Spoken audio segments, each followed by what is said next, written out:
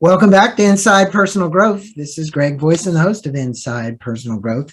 And I have a good friend, Doug Raggio, and Doug and I used to share office space together. And he's got a new book out. So you wanna, start a food or beverage business.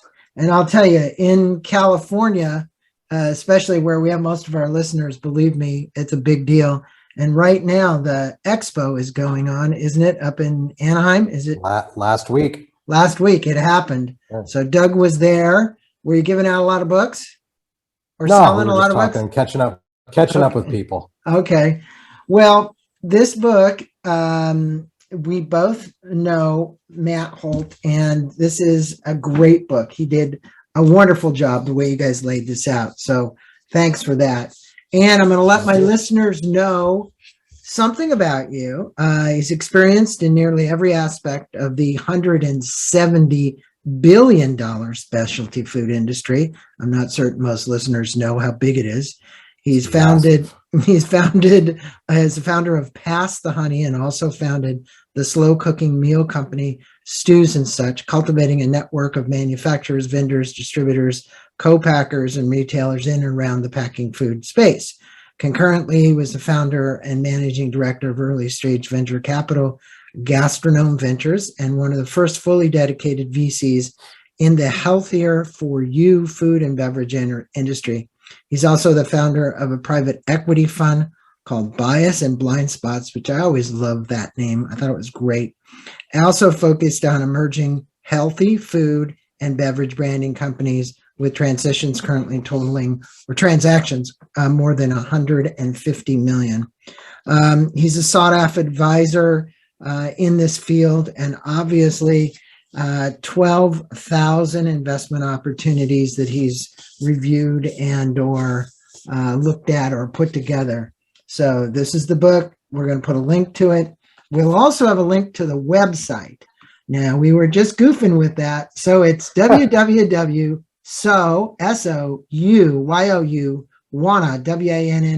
book, book.com. That's where you can learn more about Doug. You can learn more about the book, and you can learn more about the author, his services, what he does, and so on. So, Doug, fascinating book for any entrepreneur, but in particular, when people get into the food business, it can be dicey, and especially this co-packing thing that you're talking about. And you wrote a book to assist the startup food business entrepreneurs navigate from beginning to end how to launch a new food product or beverage or whatever it might be. Why did you see a need for a book like this, and what do you want the readers or the listeners right now to kind of take away from reading this book or listening to this podcast? So the takeaways, it's important to delineate that this book is not a how I did it. It is not a prescriptive guide on this is how you launch a food company. I personally do not believe there's any one way to launch a food company. What many founders seem to forget is that if you have a clearly defined end game, that's really where you should start, and you can build backwards from there. So the format of the book is a pick your path. So there's 4 archetypes of characters, kind of is the standard 4 types that I saw after looking at 12,000 deals. And you read about the character, and then you choose their path, and you read a little bit in the story, and you have to stop. There's actually a stopping point, and it asks you to choose a direction, to pick your path further. And there is where critical thinking comes in. It's the what should I do with what I want, where I want to go. And 9 times out of 10, businesses end in failure, it seems. And so a lot of these pathways end in failure, or running out of money, or expired goods, or no product market fit. So the intention of the book is to give aspirational food founders an idea of some of the decisions they're going to make. And it's not about me. It's not about Pass the Honey. It's not about my venture fund or the private equity fund. It's actually showcasing other food founders with household brands and the decisions they made that were either had unintended consequences, good or bad. So that's really the intention of the book, is to provide some critical thinking, some in-game planning, and going in with your eyes wide open.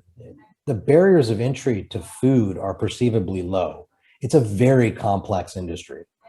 Just because you have a good brownie that your friends say you should sell does not mean it makes a good business. So Yeah, no, it's so true. I've seen so many people attempt, and I have gone to the uh, Natural Products West Expo so many times. And each year you go, you see thousands of vendors and new ones, the emerging people that are coming up.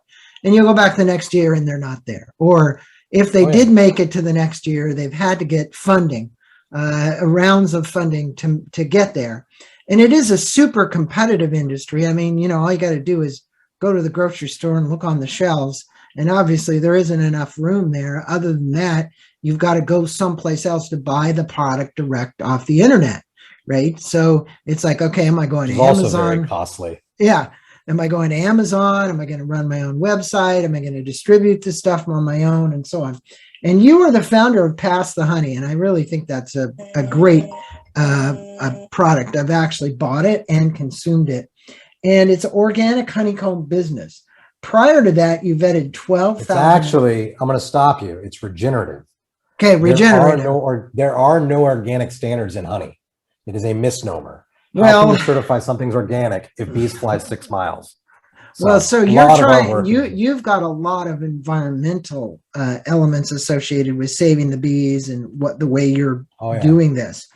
And I think that's a big story for you. I've seen you dressed up in the bee outfit and the costume and all that stuff. But prior to this, you vetted 12,000, as you mentioned, investment opportunities, and founded Gastrome Ventures and Bias and Blind Spots. What are some of the biases and blind spots that you see new venture entrepreneurs attempt to navigate?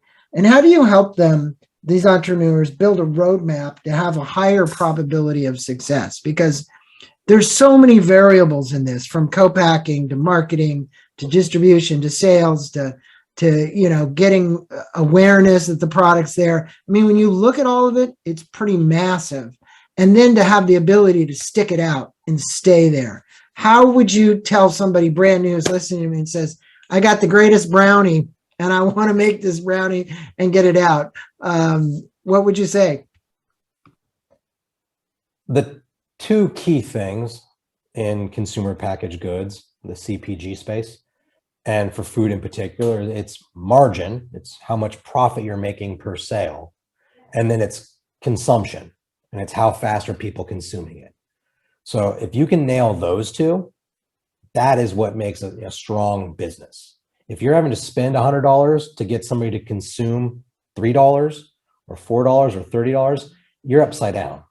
And that is where a lot of founders, a good brownie recipe that you're buying ingredients from a Whole Foods or other natural retailers, you have to charge 10 times more than your competitors on the shelf. So the bias or the blind spot there is that what's my pricing? What's my cost of goods? When you start getting into retail, there's distributors involved and brokers involved, and they all have their hand in in your pocket. So that's the blind spots that a lot of founders don't think of, is the multi-tier distribution channel, the delays to get into retail, the product resets. The bias is that if your competitor raises money, you have to raise money. And that's not truly the case, because you made a comment earlier around this year was the year of alkaline water at Expo. The year before it was CBD. The year before that was popcorn. The year before that was plant-based jerky. It seems to run in phases where all of a sudden a certain product category gets super, weighted with a lot of competitors. And then they attrition and you get like 4 or 5 that really make it out the other end. So just because your competitor is raising money does not mean you need to raise money. That is a binary outcome typically. So that's a lot of the questions. I think margin and sell-through it's super advice. I know this because you keep your ear down and listen. But the guy who started Intiments was 93 and he just passed away. And they said in the news story, if you look at Intiments, it's been on the shelves for God only knows how long it's been on the shelves, and he's had great shelf space and probably great sell-through and great margins and whatever. But they asked his son, he said his dad never ate any of his own products. Oh, wow. I thought that was pretty interesting. I think I'd heard that before about that particular founder. Yeah. There's a lot of founders. Yeah, yeah. And you're like, you didn't eat your own stuff that you were making. So it was pretty interesting.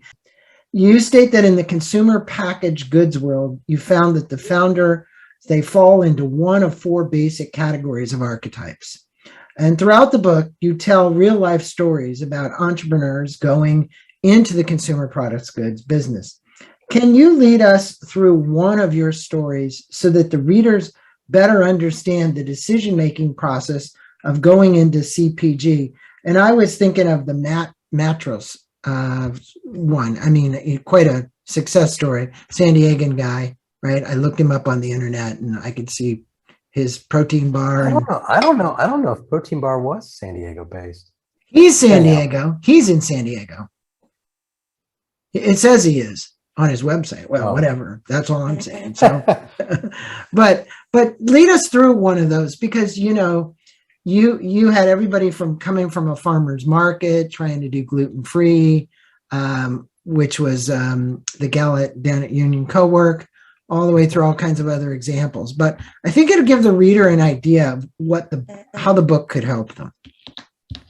So Matt's story is one of sacrifice, the things you have to give up. He was a young guy, didn't have a family. A lot of his friends were getting investment banking jobs or other professional jobs, and he was the one that was grinding it out, starting this protein bar, which is a retail location. And he started with one product, and then he put a location in a office complex, and that really kind of changed his focus into that. It grew. Things seem to hit a wall where you don't think you're going to get out of, and then they kick up because you are a bit in a survival mode. And you start to get real creative real quick. And his story has a number of those situations. And he's a multi-time founder with multi-successes selling to private equity. But there is these moments of inflection where it's existential, and you have to product shift, or you have to marketing shift. And that's a pretty standard story that you hear from a lot of established founders, is that we thought it was going to be this and end up being this. And what I mentioned earlier, it's these unintended consequences. It's the moments you're in and that create this mind shift or business shift that unlocks the real value and allows you to move forward. And if you want to pick an archetype, the traditional failure I see is that a founder has a personal relationship to food, healed themselves or wanted a better food for themselves or their family member. There was nothing on shelf, so they wanted to create it themselves. That's a pretty standard food founder. What about and they believe it's going to. What about Set Day? I know I just bought a bag of their chips, right? And it was about their son was gluten intolerant, the whole family, right? The whole Set Day family story. It was a sister, I think. But yeah. Sister. But my point is that when you look at Set Day and you go, wow, these chips are good. They're gluten-free. They're nutritious. They're everything. But yet you hear the stories about what that family went through to get that to be a success. And it's crazy. It's crazy. That's what people forget is we as a society will look at the outliers and think, oh my gosh, like that's the bar. And what we forget is it takes a long time to get there. It's these iconoclasts of the food space didn't happen in 4 to 5 years. But isn't it frequently, Doug, when you're in this space, because the giants of the world, they want to acquire you. And the whole reason you started it, all these families didn't have an exit strategy. It wasn't like, well, I'm going to get Sete and now I'm going to sell it to General Foods, right? It wasn't, that wasn't the story, but the offers get to be so monumental that a lot of these people do exit this and they end up aggregating. Yes. That is the misnomer. And that's where one of the pathways in the books talks about raising venture capital. It's that I'm going to go tackle a large incumbent. I'm going to go after Pepsi. I'm going to go after General Mills. I'm going to go after, you name it. And you start taking venture capital money, and venture capital money has a timeline. They need to be in and out of their deals pretty quick. It's usually 5 to 8 years. And it creates this pressure cooker, this like consistent need for growth. Now, there was a period for about a decade where it was grow at all costs. That narrative and that strategy is shifting a bit because we're seeing a lot of failures. So when you get on the hamster wheel and you are spending more than you're earning, but you have to keep growing, you're digging a bigger and bigger hole. So while these exits happen, these acquisitions by large conglomerates, they're not truly beneficial to the founders many times. It's on average, the founder owns about 11% of the company by the time they sell, because they've had to raise so much capital. And that's across all venture capital. Founder ownership is on average 11% after an exit. And it's usually after 4 to 5 rounds of capital raising. Now, that being said, they may own 11%, but the way that deals are structured, they may only get 6 to 7% of the actual transaction size. So you may sell for $100 million. You may own 11%, but you're only going to, receive 6 million. Then you take taxes out of that, and all of a sudden it's like, what did I just work 5 to 6 to 8 years on? Yeah. You're just now getting paid back for all your energy and equity that you put into this thing. Most times you don't even get to cash that check, so to speak, because you have what's called an earnout. Then you have to work for the acquiring company for 5 years. Right. So it's all that autonomy and that independence to create a better food, to reinvest in the supply chain, to make these systemic change in our food system. They kind of go out the window when it gets acquired. Not all the time, but predominantly. And the companies don't perform, and then they get sold again by the the major acquirer. It's happened to a number of food brands just recently. It's sad. The original founders are buying back their companies for pennies on the dollar because their corporate acquisition groups didn't take the brand where they thought they could. And a lot of times, if you're a General Mills and you're acquiring a $100 million brand, it's $100 million is a big number. Yeah. But to General Mills, it's small. Yep. So who's watching the $100 million baby over here when they have to move Cheerios, which is those are their major needle movers. Yeah. So that's the kind of stuff that founders don't do. They get into this thinking, oh, I'm going to make a better brownie or I'm a better kombucha, but then they don't think of cost of goods. They don't think about distribution. They don't think about margin for the retailers, for the distributor, the limited shelf space, and having to pay a lot of times for the shelf space. It gets really, really expensive, especially the more crowded your category is. Are the margins, I remember because I met him and then we had him on the podcast 2 or 3 times, the vegan athlete who started Vega. And then Vega sold to that Mega Milk company in Golden, Colorado, or wherever the hell it was. It is purportedly sold out for 500 million, right? That was what the deal was. But I do see him still at the shows. It's like he still shows up. So he's still locked into the deal. And my question for you around this is really, those people grow those companies. Are the margins in powdered good drinks so much greater than anywhere else because of shelf life, because of the way they manufacture it, whatever? It seems to be that there's a lot of business in protein drinks, protein powders, all that kind of stuff. What gives there? And that's kind of off the wall question, but if anyone would know, you would. It's just a big category. There's a lot of search volume online, and it's like coffee. Yeah. You get 0.01% of the coffee market and you're still a multi-millionaire. Yeah. Okay. There's a lot of, people are online looking for coffee. You can niche it out. A lot of the difficulty we have with Pass the Honey being a single serve honeycomb company, we call it snacking honey. There's no search volume for honeycomb. The average consumer doesn't even know honeycomb is in the store.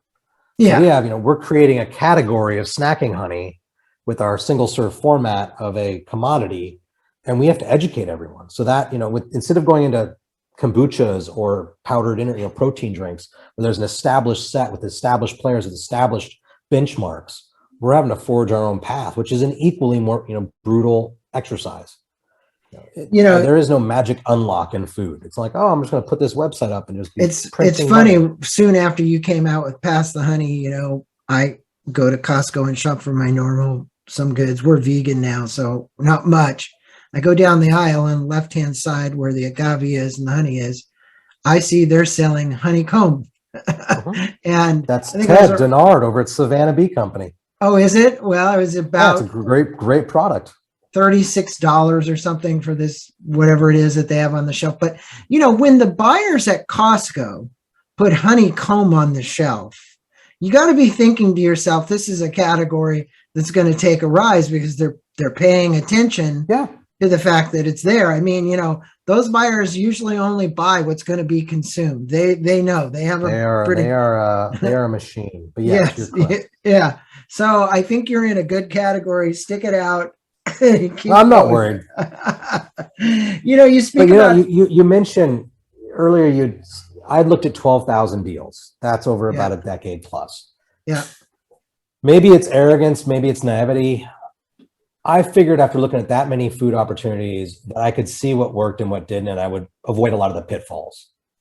And no, I've been in this industry 16 years now, and I am still experiencing a lot of the same problems as your first-time founders that are doing it right out of the gate. It's just a difficult industry. And it's difficult in the sense that there's so many players and there's so many delays, and then you have to make the product, pay for the product before you can sell it. It's not like the internet where you can, write some code, press publish, and it's instantly downloadable for X amount over and over and over and over again infinitely. There are right now, we're all experts on supply chain. Everything's getting more expensive to get product to the store. So that's the kind of stuff that people don't think about. And I thought I could be smarter than your average bear. No, Well, I'm dealing with cash flow. I'd say you have more experience, and the most important point about experience and wisdom is somebody new coming into it doesn't think about those elements. And you speak about everything from hiring an expert to investing in marketing. What are the key elements in successfully navigating a consumer products good business? And what advice do you have for someone wanting to dive into the business like right now? You look at, hey, we've just come through COVID. We got the war now. We've got all these factors that are influencing things. I was told by a friend in Poland who's helping, and I'm helping aid the people in Poland myself, helping with apartments and so on, that that's a $43 trillion land grab for Putin, because it's the breadbasket. It's like us saying the Midwest, it's the wheat, right? It's not only the wheat, it's the wheat, it's the oil, it's the industry, it's whatever. But there is a lot of food that's produced in Ukraine for the rest of Europe, right? Yeah. So my question is, before somebody dives into this, what advice would you have for them when you looked at all these elements in the book? There were lots of elements that you discussed. And I think if you could just give them a broad brush of, hey, you're thinking about this, these are the things you really ought to think about. It goes back to margin and consumption. Those two. Can you make a profit, and how fast can people consume it? Are Okay. they willing to consume it? If you have margin and consumption, you essentially have what they call product market fit. People are buying it, and they're buying it in some frequency, and you're making a profit. Those are the cornerstones to CPG. Food. Is there a particular margin that they'd want to look for? Depends on the category. Yeah, but I mean, all these categories over 38. Sure. Okay. But if the more cluttered the category, the more marketing spend you got to allocate. If you're trying to launch an energy bar, there's all kinds of discounts and promotions and all that kind of stuff. We're launching Honeycomb in the produce department.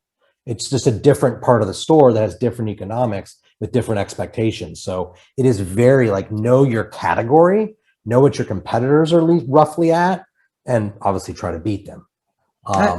It's great advice. I mean, look, somebody listening to this show saying, what would I do? You're giving them great, those two things. I mean, it was worth the show just for that, because a lot always of them default to those. Yeah. If you can get margin, you can get consumption, then you are in a decently good start. Now, so I did the some last part what of your question. Yeah. The advice outside of just what needs to go right, which is margin consumption. The advice is, if you're looking to make a quick buck, it's not in food. It is a long path. Long haul. Okay. Yeah, there is no overnight success. Well, that leads me to this. I did a little research on the web before I came into this podcast, and the statistics that I found state that there's 30,000 new consumer products launched annually, and that 95% of them fail. 30,000, 95% fail. Why do so many fail, and how do you help clients eliminate some of the risk of failure? Because I mean, look, if there's 30,000 out there, right? That's a lot of new market, a lot of new packaging goods coming into the product, right? Coming into the pipeline. And that show last week is just an exemplifies just the hundreds of people that are trying to do it, and the thousands of investors who've invested in those companies to get them to do it that don't know whether or not that's going to pan out or not. So, the question so was my question is, how do you device to help avoid failure? How do you help some of these people where they're not part of the 95%, they're part of the 5%? I'm going to be a broken record. It sounds the two things. Margin. Make Okay. Now the how to avoid failure is don't start. Jovially, a couple of friends of mine read the book and said, this thing's a dream crusher. And it's not a dream crusher. Like, again, if you don't have a good brownie, it doesn't mean it's a good business. So if you have to charge, if it costs you $6 to make your amazing brownie and you have to charge $5 to sell it, you're losing $1. Yeah. Now that doesn't include when the distributors get involved. You could be negative. It could cost you $5, $6 to make it. You may have to sell it for $3.99. You could be losing $7. You know, it depends. That's the part that. But if they did want to stay the farmers market route and just make the circuits on local farmers markets and still totally keep their margins low, right?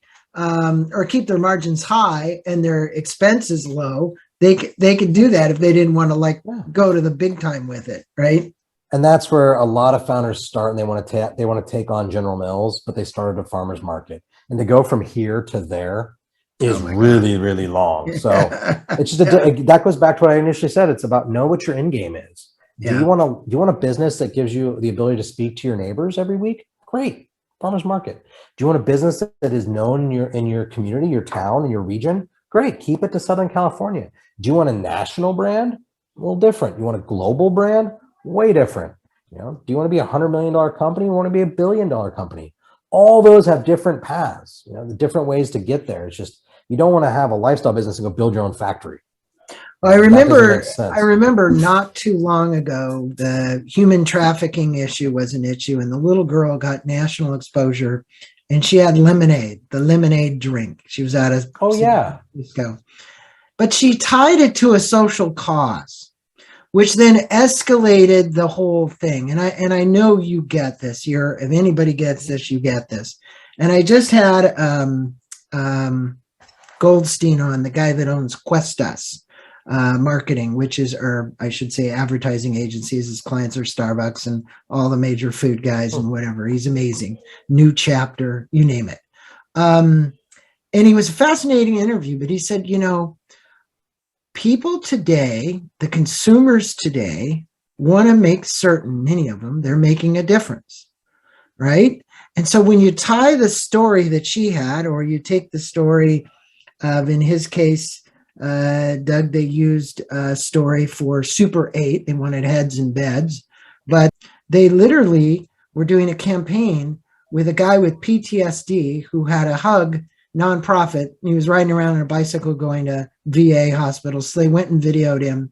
And the point of the story is this: just like Patagonia, Chenard puts a thing up and says, don't buy this jacket because you're going to put more pollution into the world, right? Or Super 8 talking about this guy's plight to help people with PTSD get hugs so they could kind of cure themselves and get better and going around the world. That campaign that had no brand attached to it, the Super 8 name wasn't even on it. It was just at their channel. Put more heads in beds than they ever could have conceivably done, plummeting people with emails.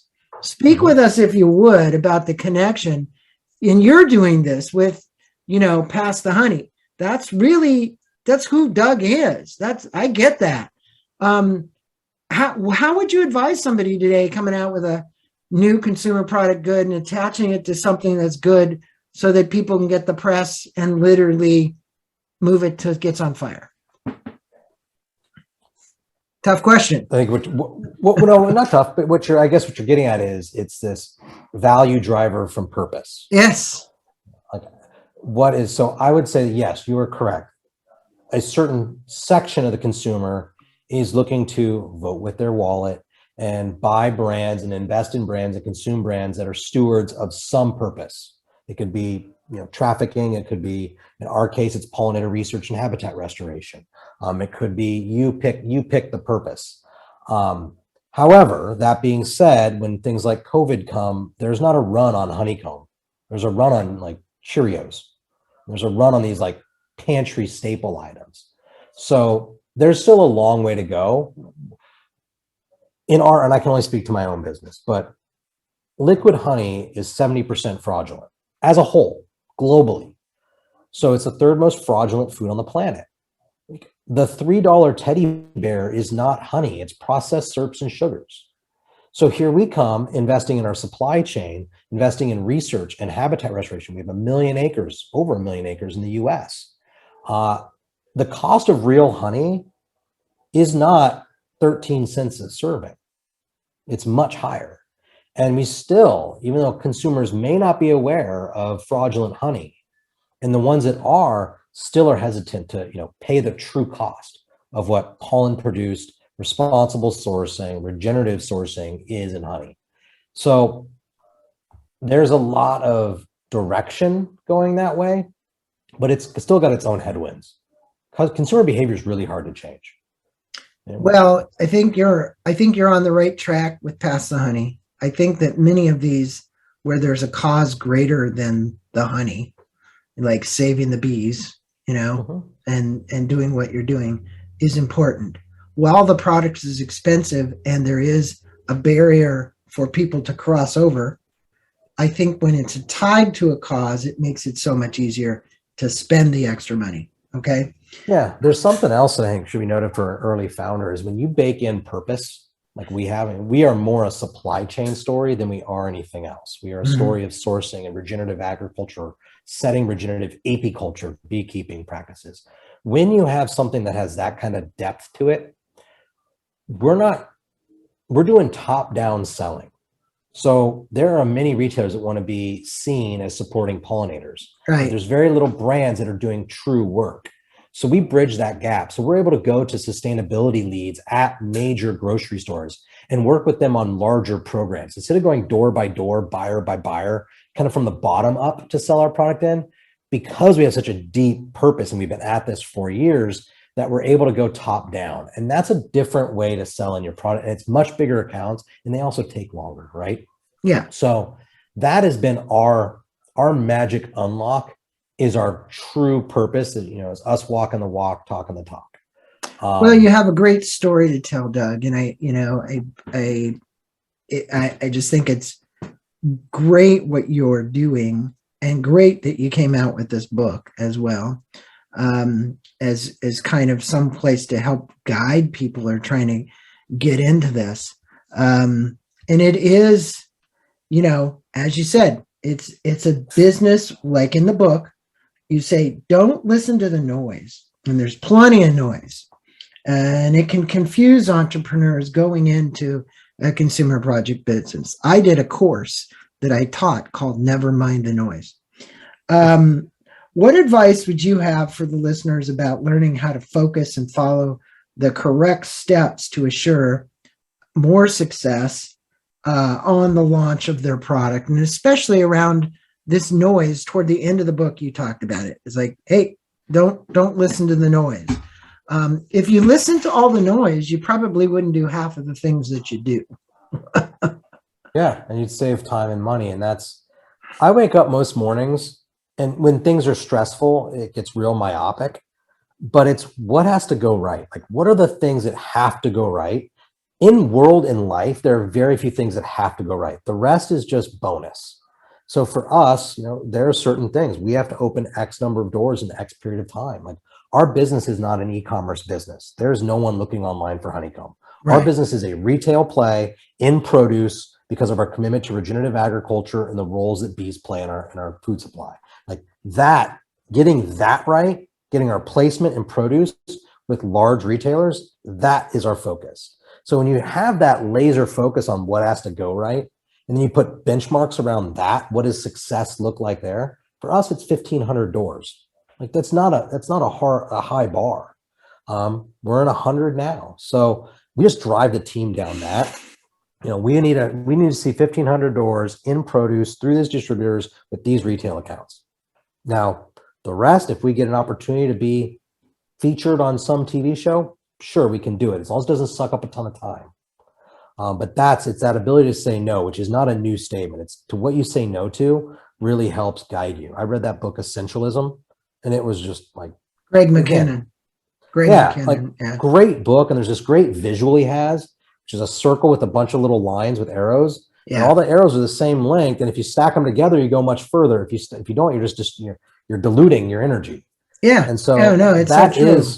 that's the advice. It's know what has to go right on a regular basis and just drive towards that. Just remove and say no to more. But I also, with that being said, I think you have your metrics. You know what you have to do. You're very focused. And I have a friend here locally that's working with Wes Jackson at the Land Institute on perennial farming, and that's in Salina, Kansas.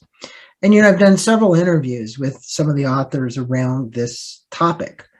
But you know what? Most people don't really even understand, and it's hard to get the message out, is that at best, we have 20 years left in the soils to grow the goods we're growing. Yet, la-di-da, people just keep going on the way they're going on and farming the way they've been farming. We're seeing some progress.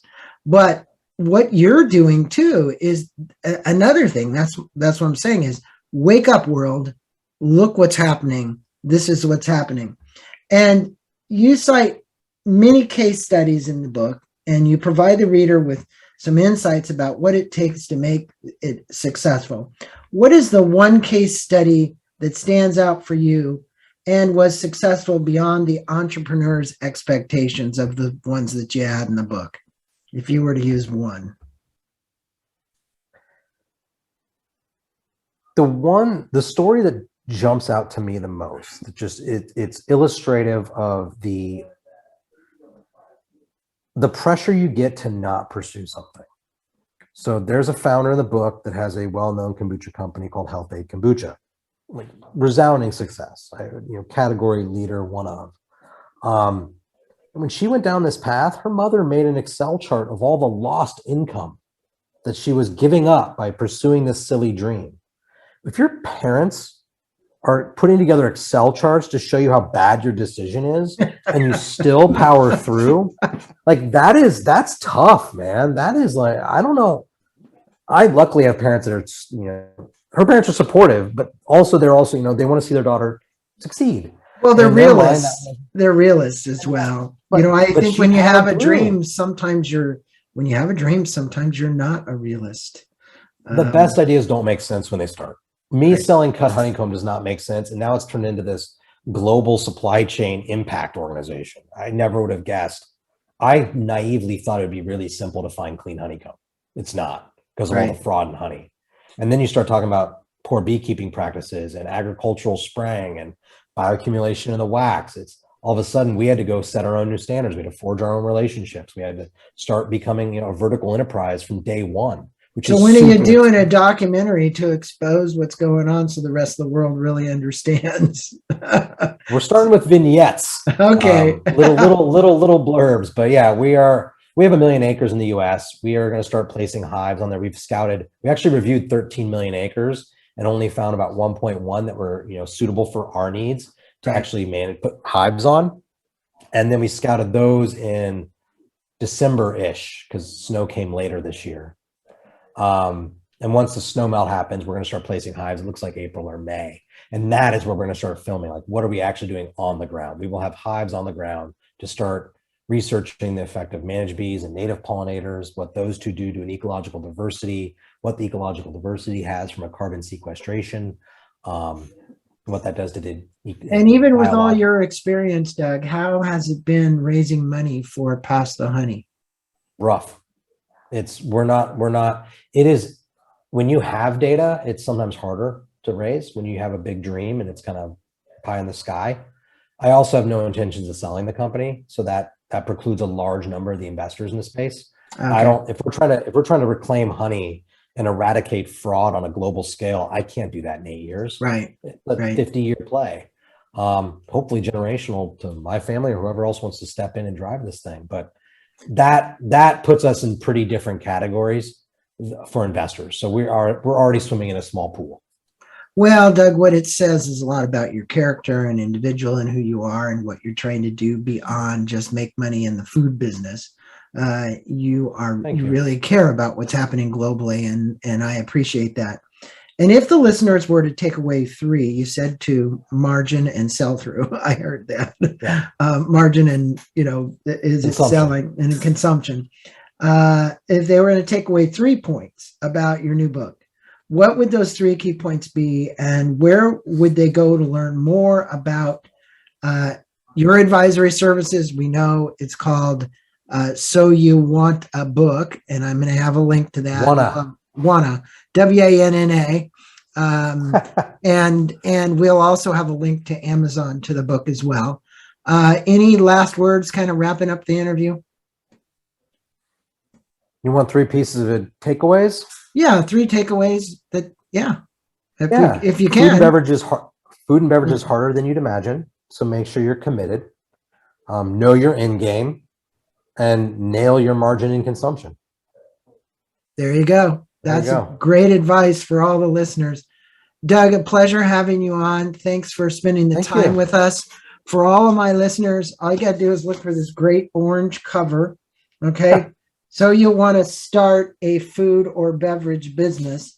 This is a great roadmap, great stories, and an opportunity for you to learn. Like you said, this isn't a normal book where you just pick it up and read chapter to chapter to chapter. You look at the decisions, you follow the path, and you'll see in the book that it says, hey, you got to make a decision, go to page 73, right? So it's kind of set up that way to kind of guide you through that. And I think that was very kind of magical how you did it, because it just wasn't a story. It would actually help somebody kind of walk through a process. So I appreciated that. They can retain learnings. Well, I can see that's what the intention of it is. Yeah. Yeah. But like most people, they fall into that category. Well, I'm going to pick up a book, I'm going to read it from end to end, even though you warn them right up front, this isn't the way you should probably do this. Good chances are you're going to get a lot of people that are going to do that. So thanks you for being on, though. I really appreciate it. For inviting me. I appreciate it and bringing me onto your platform. You're quite welcome.